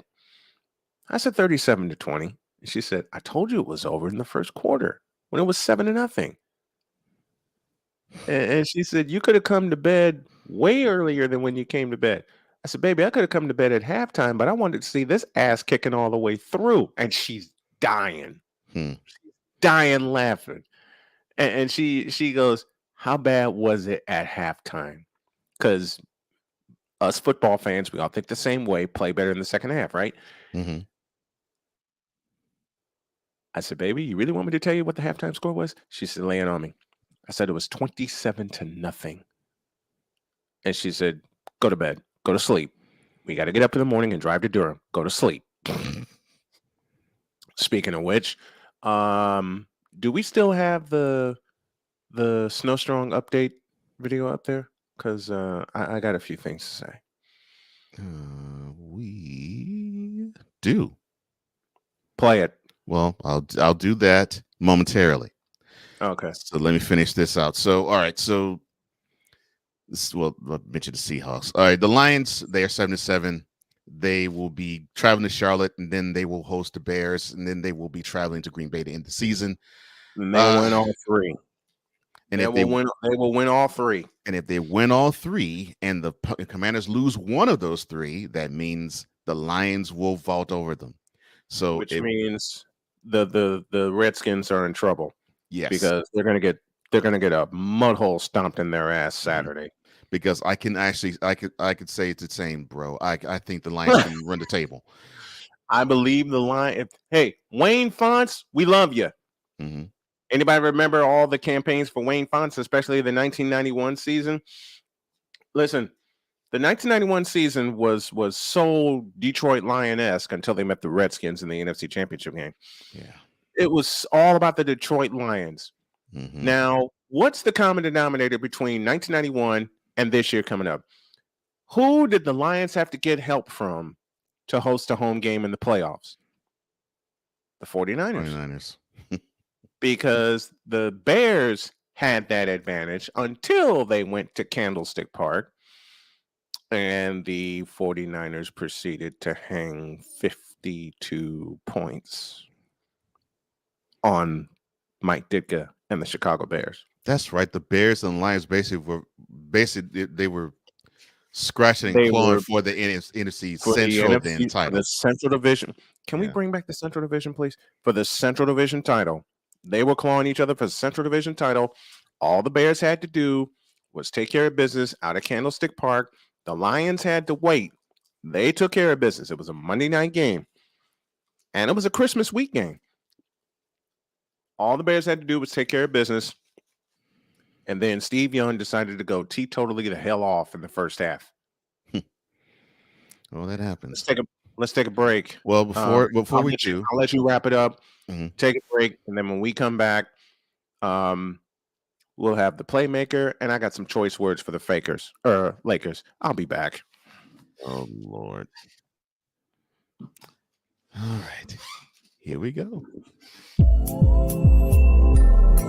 This is Snowman in the Morning.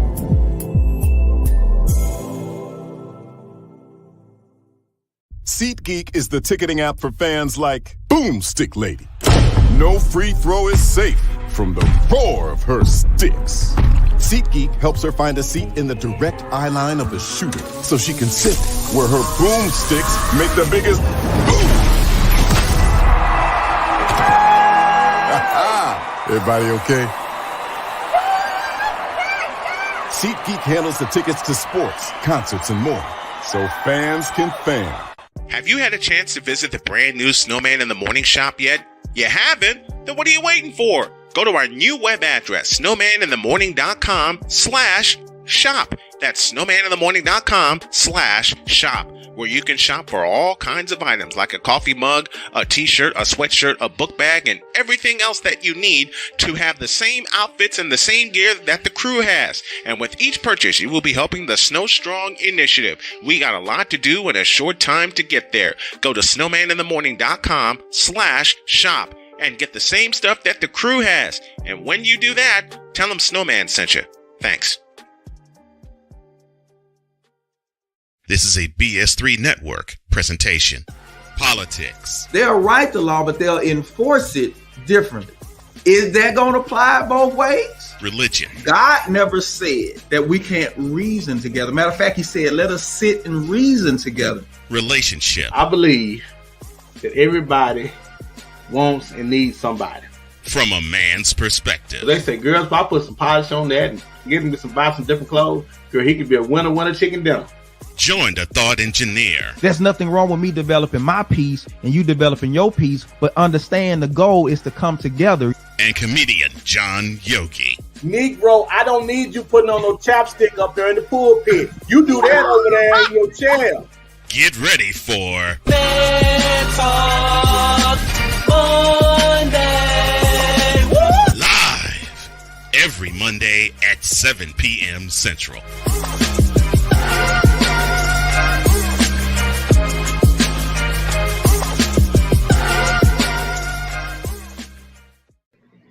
LeBron James is trash as a basketball player. Wow. I will say that one more time. You said it so easily. I've been saying it for 20 years. It just came fluidly out of your mouth, like it just flowed like waters of the of a fall, just dropping off a cliff. Oh, you mean this sentence right here? Quote. LeBron James as a basketball player is pure, unadulterated trash and has been for 20 years. Close quote. Welcome back to Snowman in the Morning with Cole Johnson, and not on showing the picture, but he's with us, Brian Snow, Snowman. And joining us will be the playmaker, the hardest working content creator I know. How are you, sir? You're doing well. All right. So to end the NFC playoff picture, the Packers, who are at 6-8, they are done. They host the Vikings, they host the Lions to end the year, but they go to South Beach, and that's where this season will end. And that concludes the playoff picture for the ending of Week 15, going into Week 16. I hope you all enjoyed that as well as I did. I hope Tua throws for 400. And as for your update, sir, here you go.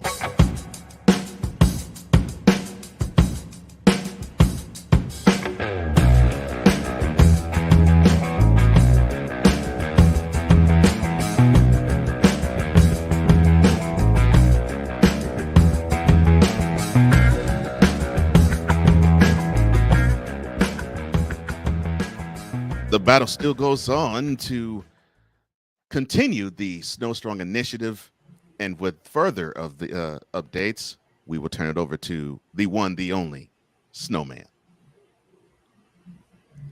It's pretty simple, folks. We're trying to get home. I want to say as soon as we can, but we also want to do it right.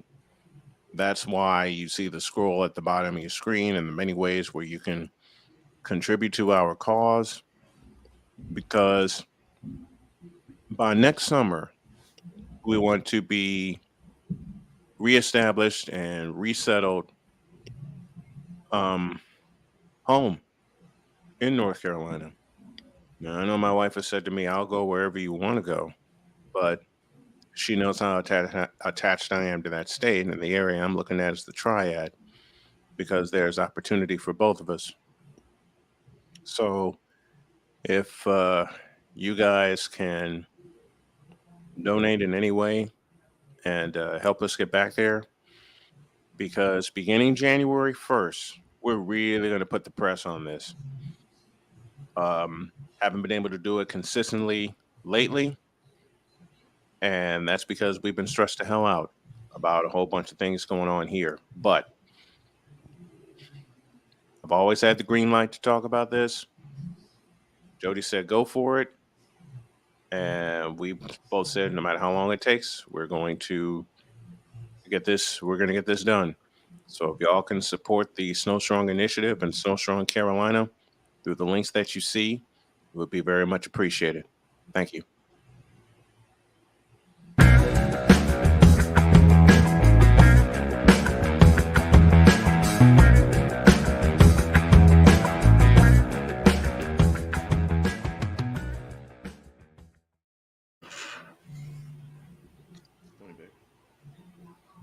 Really? Yeah. All yours, playmaker. Yeah, I gotta see. Well, Snowman. No. I'm gonna let you have this moment because the Rams are officially eliminated from postseason play. You don't have anywhere to go until what? Oh, we took care of that a long time. We took care of that 2 weeks ago. Wait a minute, we took care of that in week 8, but I digress. I mean, it's official though. It's official now. Mm-hmm. The NFL has said we are eliminated. Mm-hmm. But I do have a question for you, sir. Uh-oh. Now I know how much you love the Warriors, but there is another team that you love. Okay. I need to know what happened to the Chicago Bulls when they played Minnesota. 150 points. That's what happened.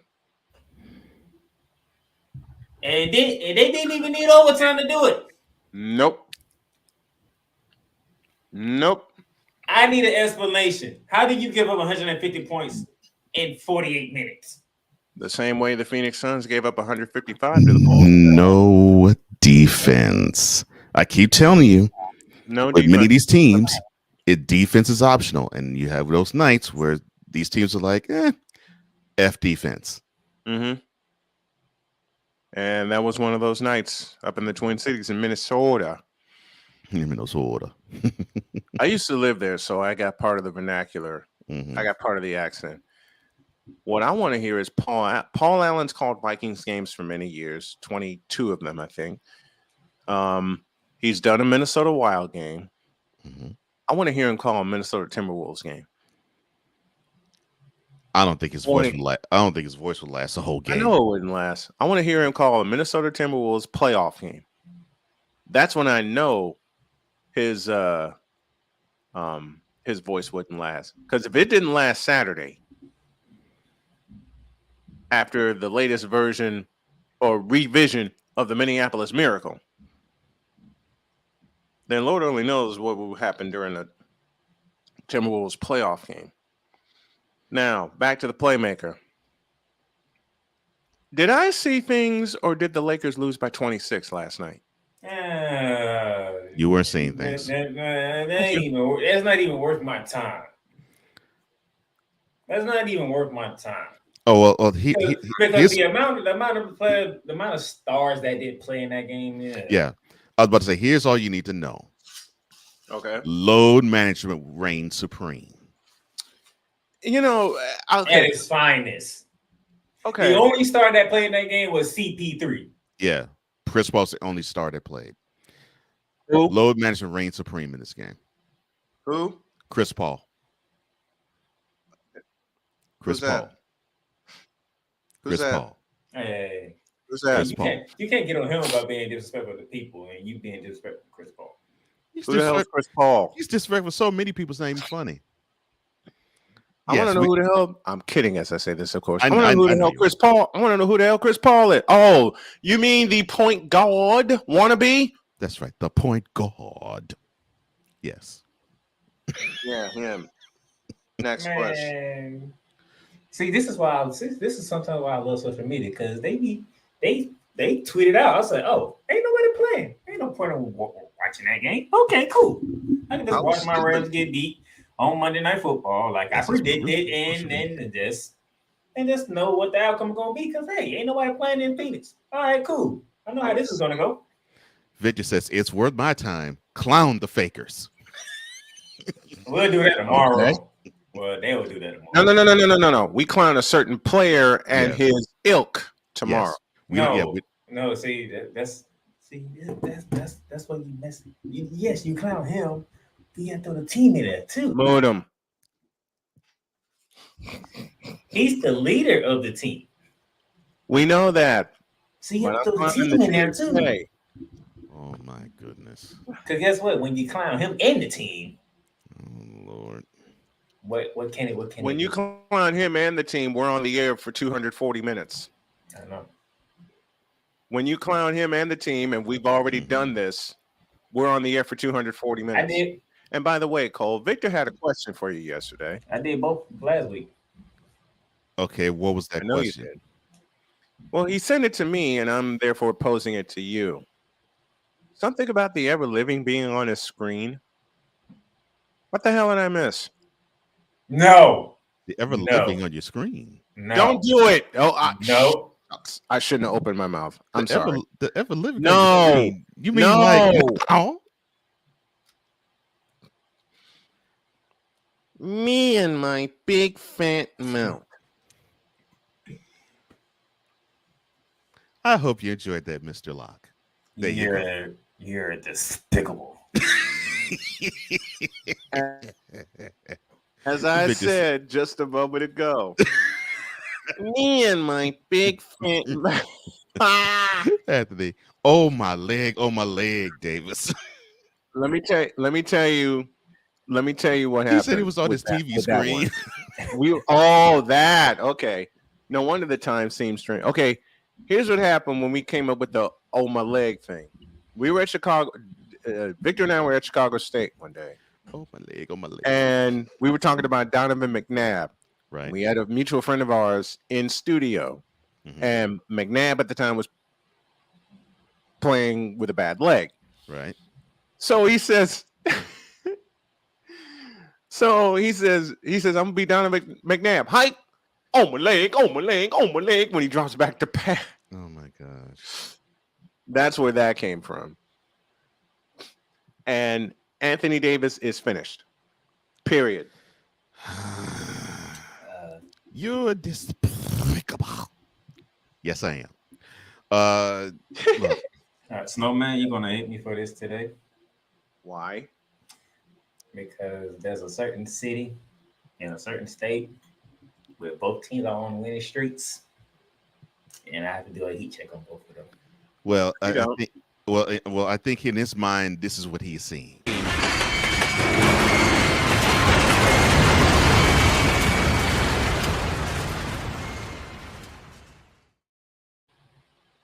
What's the city? The Knicks and the Nets. You're going to be big up in, huh? Okay. Oh, the New York. And now here they are, the New York Knickerbockers. Who gives a flying damn about the Brooklyn Nets? Do the math. Do the math, my nigga, please. Exactly. It's the Brooklyn mess, for God's sakes. Kyrie Irving is still involved on that team, and Kevin Durant's suffering because of and they are on a 6-game winning streak. Yeah, and it's December. It's December, but hey, still, I have to be fair-minded here. If I'm gonna go, no, you don't.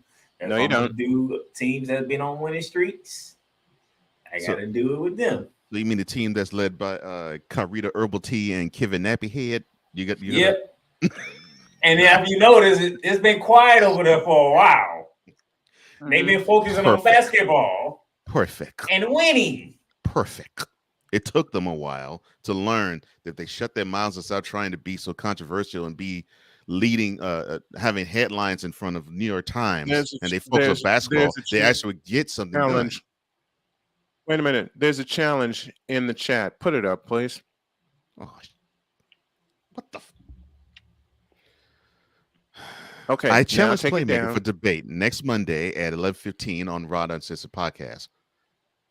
LeBron James is the GOAT, and CP3 is better than Stephen Curry. No cap.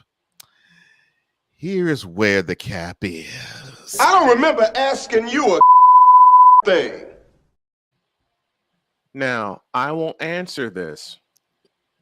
When's you want? Monday?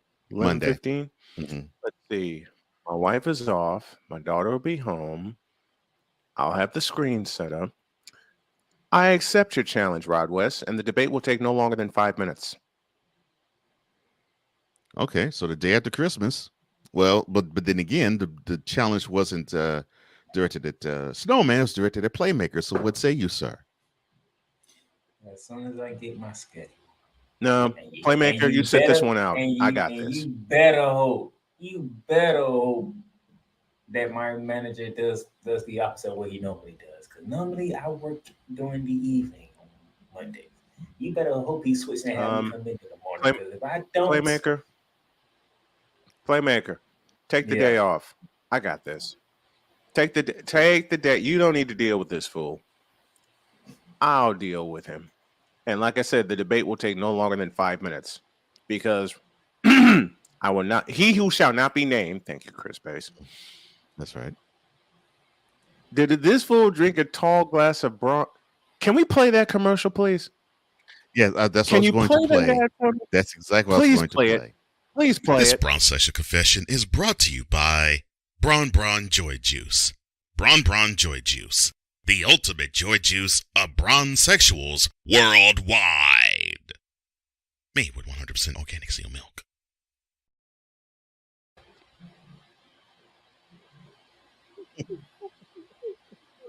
Oh, Lord.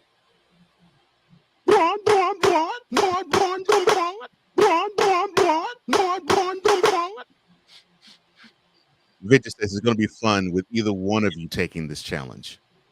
It's only going to be 5 minutes. I can destroy his arguments, especially for the cheater Tom Brady in 5 minutes. And Sid goes on to say, yes, talking about number 6 of the Lakers. He's the leader of a bunch of rodeo clowns. There's no roster in the Fakers franchise. Nope. Not since he showed up. But Victor says he shares a tear for his beloved Bulls. Mm-hmm. Yeah, that was insane. I must say I shared one. I've shared one with you. Yeah. That's what started this whole thing. That's what started this thing. Boy, I tell you. Now, what was that final score yesterday? Somebody want to tell me? 130 to 104. 130 to 104. Oh, but hey, Dennis Schroeder led all scores to 30. The biggest dumbasses in the NBA. Okay, who the hell is Dennis Schroeder? I can tell you. I'll tell you like this. Dennis Schroeder is the guy who was getting a contract from the Los Angeles Lakers. He knows. Way back when, but decided to say no to bet on his damn self. He knows. Go to Boston like a dumbass. He knows. He's the one who turned down $84 million, and now he gets paid about maybe $6 million. For the same team. For the same team. That is one Dennis Schroeder. So you mean he decided to take a gamble on himself and crapped out? Yes. And took a big fat L. Like the Lakers did last night? You big dummy. So are you alluding, or is this a... I think I've been around you far too long, Mr. Snowman. Are you taking a veiled shot at Lamar Jackson because of Dennis Schroeder? Yes. That's what I thought. You know me entirely too. How long have we been friends now? Well, it's now going on 7 years. So yeah. And how long have you been coming on my show? Well, at least 4 of those 7. So yeah. I rest my case. That's what I thought. You and I met when I was living in LaPorte, Indiana. Mm-hmm. All right. Yeah. You've been basically coming on my show since I moved to North Carolina. Yeah. Because you were a frequent guest when I got settled and got everything straight in my studio in North Carolina. Mm-hmm. And a certain person who loves the Carolina Panthers, he who shall not be named again, seemed to think we shouldn't be talking about baseball. And when that person said that to me, and I told Cole Johnson about this, I said, Cole, my producer at the time thinks we shouldn't be talking about baseball. And of course, Cole got this evil smile like I did that spread like that about right 3 there? feet. Yes, that one right there. And I had the same smile on my face. And the only thing Cole said to me before we ended the conversation was, you know what we're going to talk about tomorrow. And oh, by the way, it was the American League Championship Series. Like we wouldn't talk about it. Yes. That the Houston Astros were in the midst of erasing a 3-0 deficit from. Right.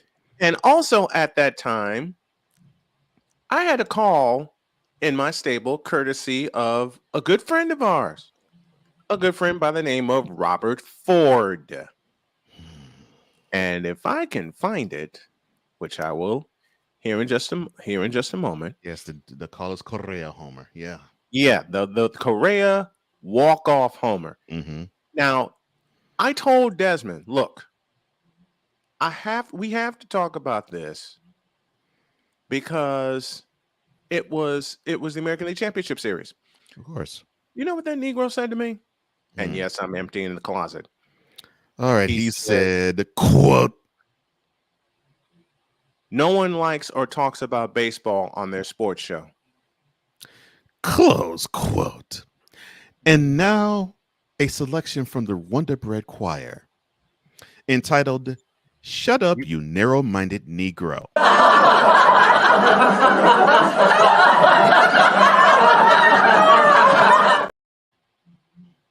And no, I'm not throwing Desmond Johnson under the bus. I'm throwing Desmond Johnson under a blankety blank semi. Two of them. The ones that go 70 miles an hour on the open road. You're throwing them underneath the pavement. So, hold on. I recall one day me and Snowman, we talked about golf at one point in time. Yeah, we did.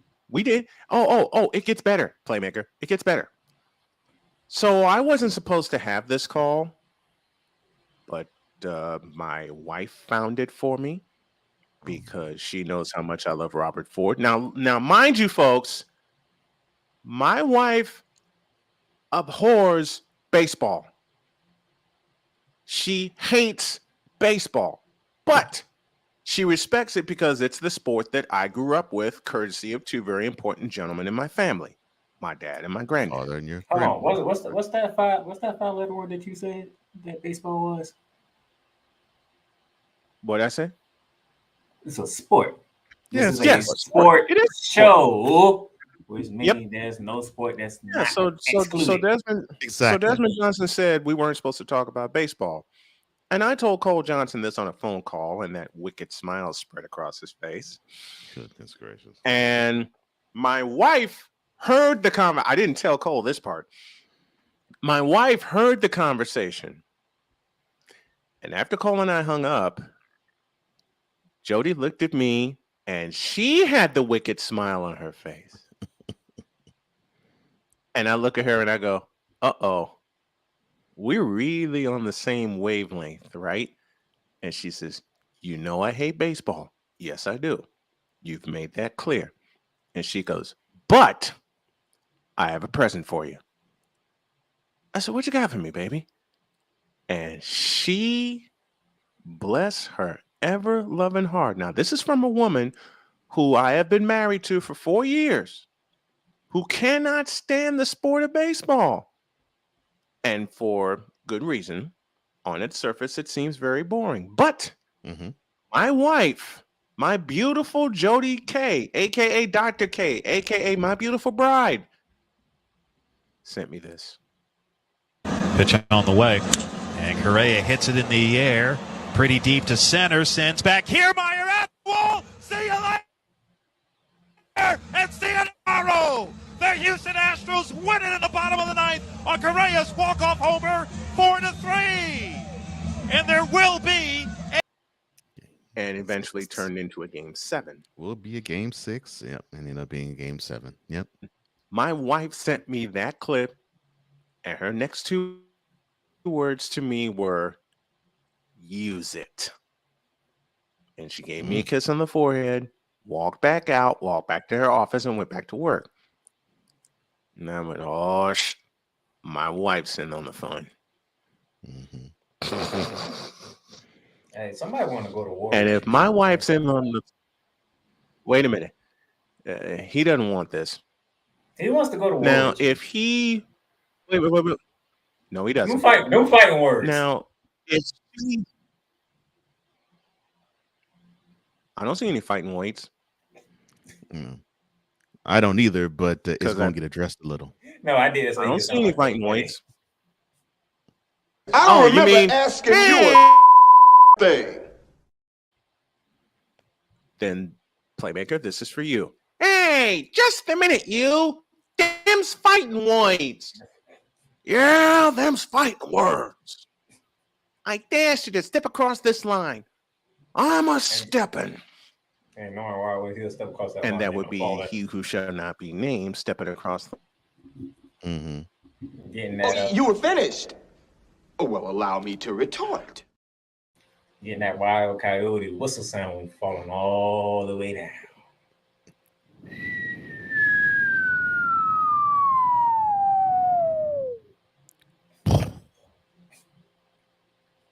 You mean that? Yep. Yep. God, I can't remember how many times I've heard that sound in my lifetime.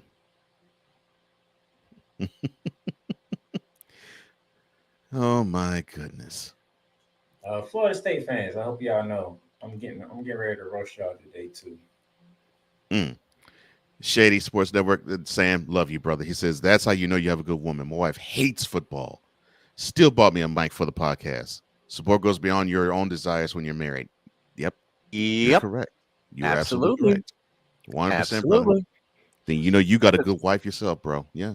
My wife hates baseball, and she sent me that clip of Robert Ford doing his thing for Carlos Correa. You know I love college sports.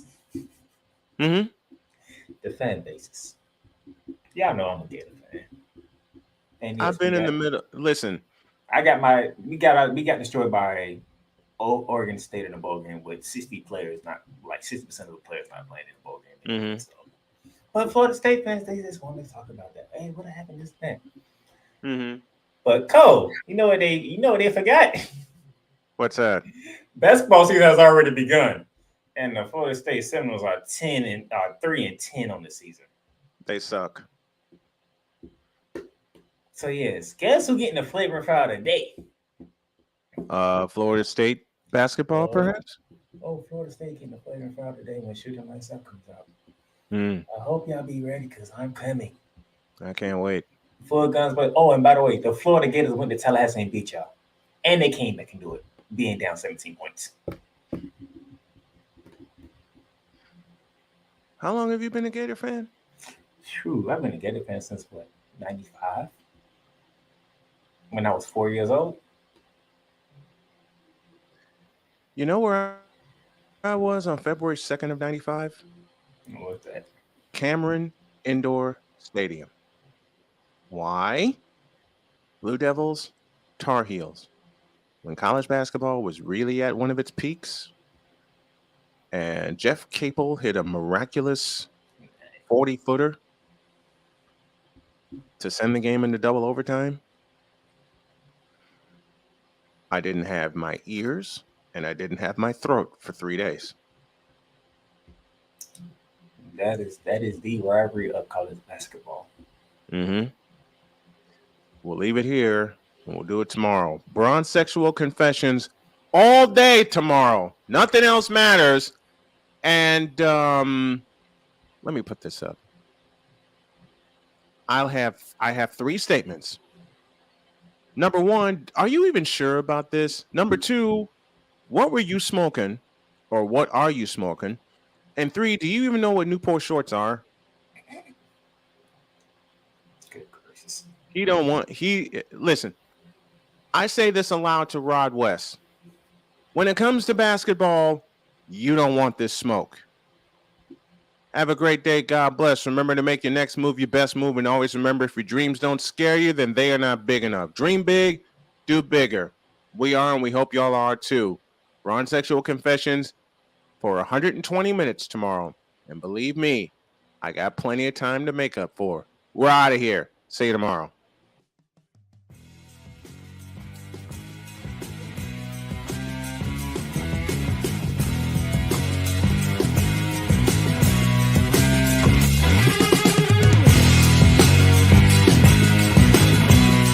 Thank you for tuning in to Snowman in the Morning with Cole Johnson, the hottest of hot takes and the coldest of cold, hard facts.